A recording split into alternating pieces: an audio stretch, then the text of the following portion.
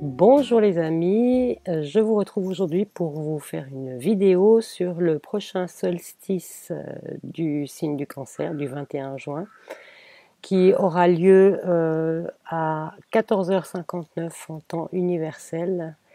Donc vous savez qu'au niveau de l'astrologie, je pratique pour chacun des moments importants de l'entrée du soleil dans les 4 signes cardinaux. En mettant l'ascendant sur le soleil, ce qui nous donne un éclairage sur les tendances pour les 3 mois à venir. Je n'avais pas fait de vidéo par rapport à l'entrée du soleil dans le bélier. J'avais prévu quelque chose, puis finalement ça s'est pas fait. C'est pas le plus important. Le plus important, c'est ce que nous vivons maintenant. Bien sûr, ça va découler de ce qui s'est passé par rapport à l'équinoxe de printemps. Mais vous allez voir qu'on va prendre ça au vol et ça ira très bien ainsi. Donc, pour ce fameux solstice d'été, à quoi s'attendre? Donc, je m'occupe pas trop de faire de la géopolitique, des choses comme ça, même si ça m'arrive de temps en temps. Je vais plutôt me concentrer sur ce que ça apporte à chacun d'entre nous, quels sont les défis, les opportunités, afin d'y voir un petit peu plus clair par rapport à notre cheminement personnel. Donc, le solstice d'été, c'est le moment où le soleil entre dans le signe du Cancer. Comme je l'ai dit tout à l'heure, donc c'était à 14h, ça sera, on n'y est encore pas, le 21 juin à 14h59. Nous avons un thème que je vais vous afficher qui donc présente un soleil à l'ascendant Cancer. C'est normal puisque je le domifie en mettant l'ascendant sur le soleil. Et ce que nous remarquons tout d'abord par rapport à ce thème, c'est qu'il y a une importance du signe du Lion. Et on va voir que les énergies vont beaucoup jouer entre le signe du Cancer et le signe du Lion. Je me permets de regarder mes notes pour ne pas oublier quelque chose. Donc, la première chose à dire, c'est que la période estivale est toujours une période qui est agréable à vivre, et notamment parce que spirituellement parlant, l'aura de la Terre, son aura s'expanse à travers les différentes sphères spirituelles, ce qui fait que c'est plus facile pour nous d'être en connexion avec le monde spirituel pendant l'été. On sent qu'il y a une espèce de lâcher-prise qui se fait, on est plus facilement inspiré aussi, mais on est aussi plus facilement à se laisser aller. Et on va voir que tout l'art consiste à continuer à se laisser inspirer et pas être simplement dans le farniente, même si ça peut faire du bien, surtout après ce qu'on a vécu depuis 2020. On a besoin de se ressourcer, de se régénérer, de se détendre. Donc là, ce qui ressort dans ce thème, c'est qu'on peut avoir un sentiment de déconnexion par rapport à la société, parce qu'en fait, il y a des choses dans lesquelles on ne se reconnaît plus, même si la vie a l'air d'avoir repris son cours à peu près normalement comme avant, on sent bien qu'il y a un décalage, à quelque chose qui ne va pas. Ça, c'est dû à un carré entre la Lune et Jupiter qui ne fait que traduire ce que sur le plan collectif nous pouvons ressentir. La Lune représentant les peuples, les populations ou l'humanité en général, et Jupiter, c'est les coutumes, les croyances aussi.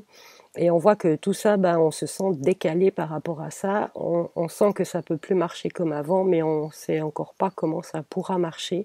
Donc il peut y avoir ce sentiment de décalage. Alors on est tous différents, bien sûr. Certaines personnes le ressentent presque pas.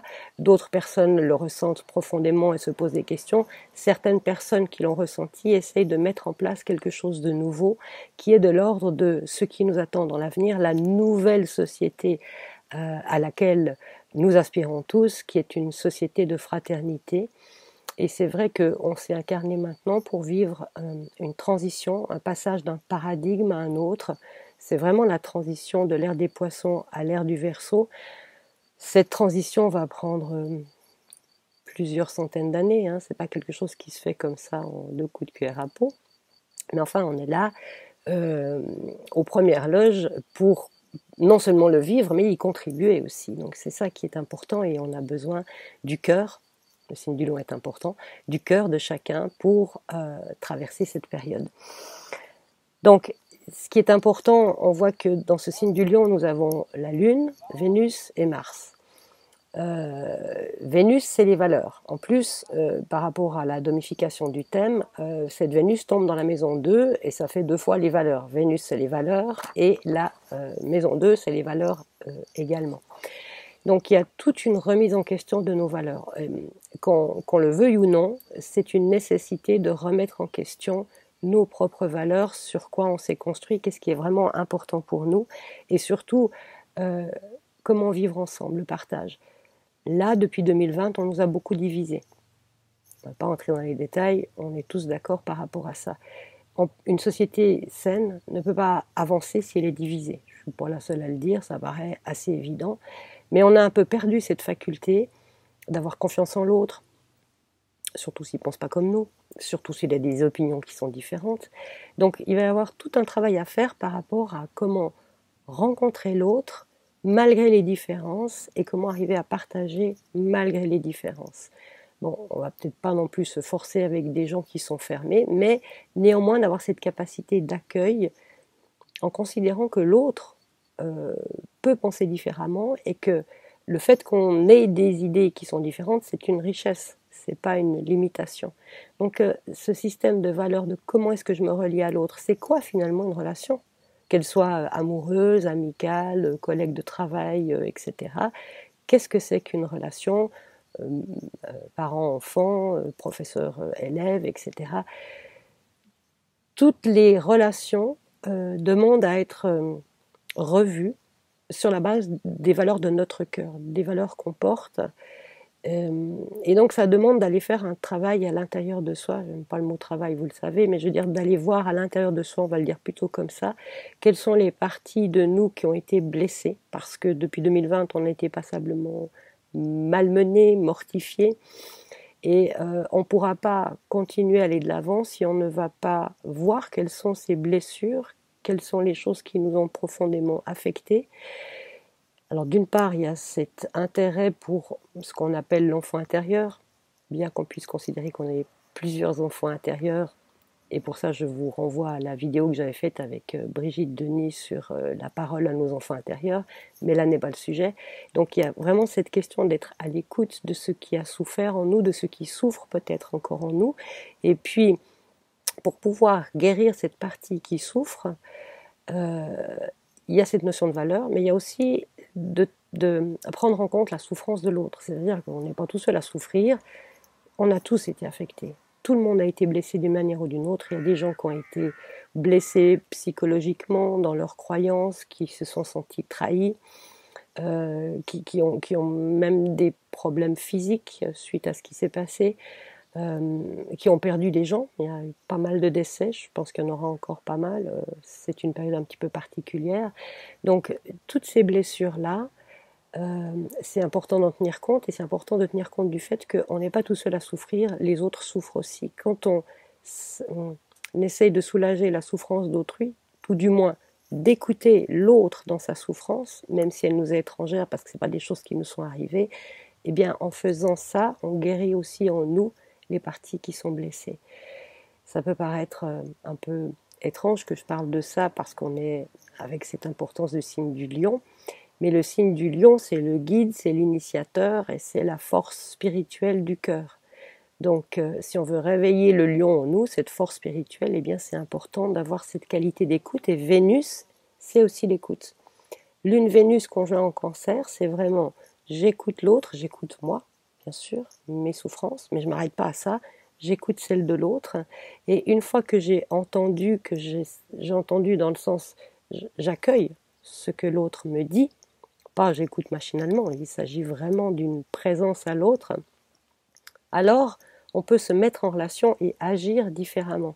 Il y a Mars qui est un peu après, mais d'abord on va revoir nos valeurs pour ensuite se mettre en lien concrètement avec les autres, parce que ce qui va nous être demandé de plus en plus, c'est de former des groupes de gens qui partagent des idées en commun et qui auront envie de mettre en route quelque chose de l'ordre de sorte de communauté, de sorte de manière de vivre ensemble. Enfin, il y a tout ce domaine-là est à recréer, le domaine du vivre ensemble, mais aussi en développant les connaissances. C'est quelque chose d'important.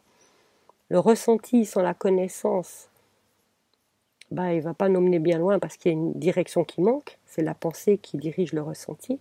Puis la pensée, sans le ressenti, et ben, bon, on arrive au dogmatisme et là, on ne va pas bien loin. Donc c'est important cette notion d'écoute, écoute de soi, écoute de l'autre, écoute sincère de l'autre. Donc il y a cette histoire de retrouver notre souveraineté par amour spirituel et don de soi à l'autre. On ne le fait pas par rapport à une habitude de fonctionner, mais on va vraiment être attentif à l'autre. La Lune, donc, elle est maîtresse du Soleil dans ce thème, hein, qui est donc à l'ascendant est en Cancer, la Lune est en Lion.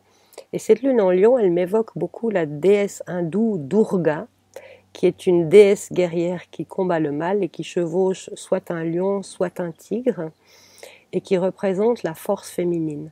Ça me fait penser aussi à l'arcane 11 du tarot de Marseille, l'arcane de la force, qui est une femme qui maîtrise sa nature inférieure, la nature instinctuelle, uniquement par la force intérieure, c'est-à-dire par la douceur, mais qui est accompagnée de fermeté et de persévérance. Donc, ce que nous propose cette lune en Lion, c'est de devenir maître en nos demeures personnelles, c'est-à-dire non pas en force, non pas avec le travail sur soi qui souvent ne fait que renforcer l'ego ou les parts d'ego, mais vraiment avec cette capacité d'entendre ce qui en nous est en désaccord, ce qui en nous désire des choses qui sont contre l'intérêt des autres, parfois même contre notre propre intérêt, pour arriver par la douceur à ramener ses forces vers quelque chose de plus doux, de plus paisible. Et pour ça, bien sûr, en principe, il faudrait s'accompagner d'un idéal. Il y a cette notion d'idéal qui est importante aussi. Quel est, pour chacun d'entre nous, notre idéal? Si on essaie d'imaginer le monde dans lequel on a envie de vivre, ce monde de fraternité, ben comment est-ce qu'il va se mettre en place? Quel visage il aura? Quels seront les rapports humains? Quels seront peut-être les métiers? Quelles seront notre façon d'agir dans ce monde? Qu'est-ce qu'on aimerait avoir autour de nous? Probablement plus de nature. On ne va pas abandonner la technique ou la technologie, mais enfin, il faut qu'elle garde, faut qu'elle soit vraiment, qu'on mette des barrières, que ça ne déborde pas trop. Il y a toute cette mode de l'IA, l'intelligence artificielle actuellement, qui risque de nous couper encore plus les uns des autres. Donc, on va peut-être faire plus d'efforts pour aller vers l'autre. Donc, on peut voir à travers ça qu'il s'agit d'associer les forces d'innocence du Cancer aux forces de courage du Lion. Il faut les deux. Il faut un lion qui ait un cœur de colombe, en fait. Et puis, le lion, puisqu'il est quand même fort dans ce thème, représente 3 stades évolutifs. Le premier stade c'est de partir de la nature instinctive de l'être, instinctive, matérialiste. Le Cancer au négatif, c'est le matérialisme et l'utilitarisme. On part de ce niveau de l'être humain animal pour justement maîtriser cette part animale, cette part d'égoïsme, cette part d'instinct, pour l'élever au stade humain, c'est-à-dire à l'individualisation. Qui suis-je en tant qu'être humain? Quels sont les centres d'intérêt que j'ai? Quelles sont les capacités que j'ai et que je peux offrir aux autres et au monde? Faire ce travail-là, c'est passer de l'animal à l'humain, c'est passer du consumérisme à une relation plus spirituelle, les uns avec les autres. Ça, c'est le premier stade. Le deuxième stade, c'est une fois qu'on s'est saisi en tant qu'individu, de développer sa créativité. Le lion, c'est la créativité. Donc, qu'est-ce qui en moi est créateur? Et j'entends par créativité quelque chose de très large, hein. C'est pas l'artiste peintre uniquement dans son atelier ou le musicien. Être créatif, c'est peut-être avoir la capacité d'apporter de l'harmonie dans les relations autour de soi. C'est une créativité. Faire la cuisine et faire des choses qui font du bien aux gens, qui font apprécier un bon repas, c'est de la créativité. C'est vraiment cette créativité au sens le plus large. Donc le deuxième niveau, c'est quelles sont les qualités créatrices que j'ai, qu'est-ce que j'ai envie de mettre en avant, qu'est-ce que je veux offrir encore une fois aux autres et au monde. Et comme on dit, on reconnaît l'arbre à ses fruits, c'est-à-dire qu'on sait ce qu'on vaut dans nos actes. acte étant les paroles, bien sûr, et donc il n'y a pas que les gestes, il y a les paroles, mais aussi ce qu'on appelle les projections de pensée. C'est-à-dire que ça ne sert à rien de s'efforcer d'avoir une belle image, d'avoir l'air compatissant, si à l'intérieur de soi on projette négativement des choses sur les autres ou même sur nous-mêmes. Hein. Ça paraît évident. Et en principe, quand on projette du négatif sur l'autre, c'est qu'on le fait déjà avec soi. Donc la créativité, c'est quelque chose qui va nous permettre de canaliser notre énergie, parce qu'il y a aussi une chose qui ressort dans ce thème. Il présente ce qu'on appelle une configuration radeau. Qu'est-ce que c'est qu'un radeau? C'est un truc qui flotte sur l'eau, mais il n'y a pas de gouvernail. Le risque, c'est de se laisser aller, c'est-à-dire de ne pas faire attention, et puis voilà, c'est l'été, on se fait plaisir, on ne se pose pas de questions, mais là, l'automne, avec les forces automnales, et notamment l'énergie de Michael, les énergies michaéliques, ça risque d'être un réveil un petit peu difficile. Donc, la créativité va nous permettre de nous donner une direction, de mettre un gouvernail à notre radeau, de manière à se dire, oui, c'est là que je veux aller, voilà le monde auquel j'aspire. Donc dès maintenant, je mets en route des petits actes dans le quotidien qui vont me permettre d'aller dans cette direction-là. Je vais peut-être faire l'effort d'écouter vraiment quand quelqu'un me parle. Je vais peut-être faire l'effort de sourire quand j'ai envie de tirer la gueule. Des petites choses comme ça, mais ça peut être beaucoup plus. Hein. Ça peut être... vous pouvez écrire par rapport à ça, pour ceux qui ont du talent pour dessiner ou peindre le monde dans lequel vous aspirez à vivre, et que ça soit quelque chose que vous puissiez ressentir dans le quotidien. Si l'idéal est trop lointain, ça va être difficile de s'y relier. Donc c'est important, ce qu'on appelle des étapes logiques, une étape après l'autre, de ressentir que, ok, je vais aller là-bas, mais c'est quoi le prochain pas pour aller là-bas? Ah ben oui, là, je peux éventuellement écrire telle chose, ou je peux aller voir telle personne. Enfin, sortir de certaines habitudes qu'on a pour essayer de faire les choses autrement, c'est aussi quelque chose d'important. Donc, cette créativité, ça c'est le deuxième stade du lion qui nous permet d'être créateurs et par cette créativité de donner une direction à notre vie et de ne pas se laisser décourager, parce que c'est... on peut s'engager, voilà, il y a aussi une notion d'engagement pendant cette période. L'engagement, on le ressent parce que il y a une idée géniale qui nous est venue et puis on se dit je vais me consacrer à ça. Mais le temps faisant qu'il est ce qu'il est, au bout d'un certain temps, on perd cet enthousiasme qu'on a eu sur le moment, on perd l'émotion porteuse et on risque de tourner le dos à notre projet, ce qui serait dommage. Donc, quand on a vraiment ressenti la direction dans laquelle on veut aller, la créativité qu'on veut exprimer, eh bien, c'est important d'y ajouter la persévérance. À savoir que il y a des moments, on ressentira plus le même enthousiasme, mais on sait que c'est juste, donc on persévère. Et quand on persévère, on arrive à tout ce qu'on souhaite atteindre, et on est capable de s'adapter au fur et à mesure aux défis qui peuvent arriver sur notre chemin. Et puis le troisième niveau du lion, c'est l'agapé.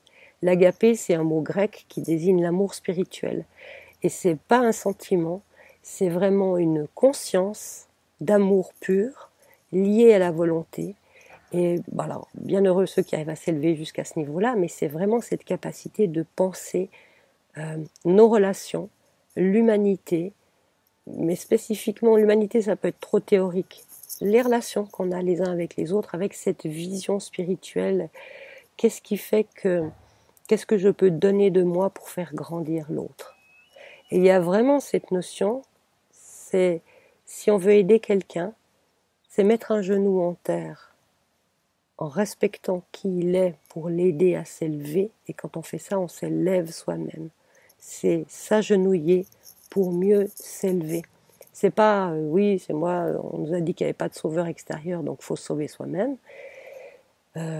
C'est vrai, dans une certaine mesure, mais on est des êtres sociaux, on a besoin les uns des autres. Et quand quelqu'un a des difficultés, quelles que soient ses opinions, qui que ce soit, le fait de se mettre à son niveau pour l'aider à s'élever, c'est ça qui va nous élever aussi. Donc ne pas penser, le risque du lion, c'est l'arrogance, de croire qu'on a tout compris et qu'il y a les éveillés, les non éveillés. Ça veut rien dire, ça c'est complètement ridicule. On est tous des êtres humains, on est tous à un stade d'évolution XY. On peut monter très haut puis se casser la figure demain. Soyons humbles, parce que le lion n'aime pas trop ce terme, mais en même temps, il y a cette capacité dans le lion de trouver le courage de se mettre au niveau de tout le monde et de lâcher sa superbe, on va le dire comme ça.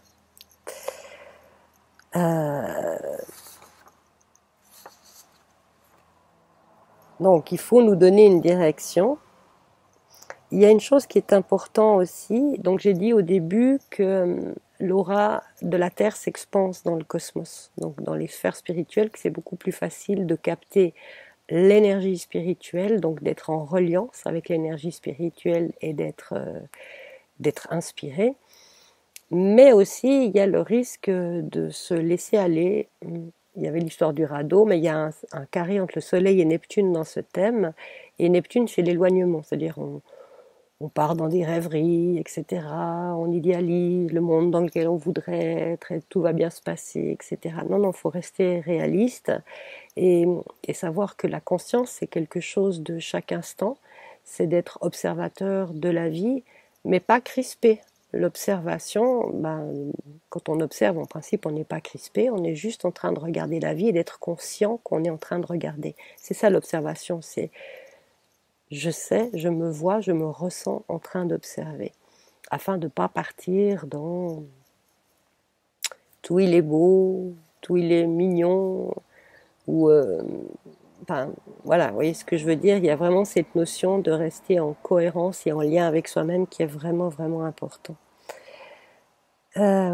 Durant les 3 mois qui viennent, on risque d'être confronté à des responsabilités collectives, de tout ce qui s'est passé depuis le début de notre vie. C'est peut-être bien de faire un refresh par rapport à ça, de revoir notre vie. Saturne est en Poisson, il nous demande de faire un bilan, en tout cas des dernières 29 années, c'est le cycle qu'il lui faut pour faire le tour du zodiaque. Chacun individuellement, on peut faire le bilan des 29 dernières années, mais plus particulièrement depuis 2020. Il est retourné dans son signe, enfin, c'est ce qui s'est passé en 2020. C'était un summum qu'on a atteint pour le début du basculement. Donc ça va être important de se poser la question, voilà, il y a une responsabilité collective par rapport à tout ce qui est arrivé. Comment est-ce qu'on se situe par rapport à ça? Là va venir intervenir cette notion de guérison dont je parlais tout à l'heure par rapport au fait qu'on a tous été profondément meurtris avec ce qui est arrivé à des degrés divers et variés. Donc il y a cette notion de guérison qui est importante, et puis cette notion de responsabilité collective. Bien sûr, on est chacun responsable de notre propre vie et non pas de celle des autres, mais on est responsable des relations qu'on a avec les autres. On ne peut pas changer l'autre, mais si la relation ne va pas, on peut changer la façon de vivre nos relations. Donc ça, c'est quelque chose, un travail qui est important.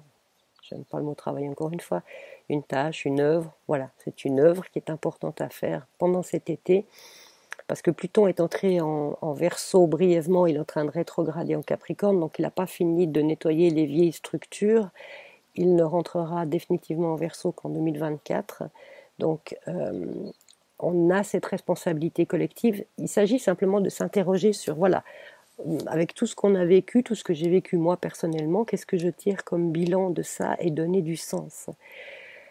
On peut discuter avec d'autres parce que c'est enrichissant, des points de vue différents, c'est quelque chose d'enrichissant, mais en définitive, c'est à chacun de donner du sens à ce qu'il a vécu jusqu'à présent, à travers ce qu'on a traversé, parce que c'est en donnant du sens qu'on se donne un cap et une direction aussi.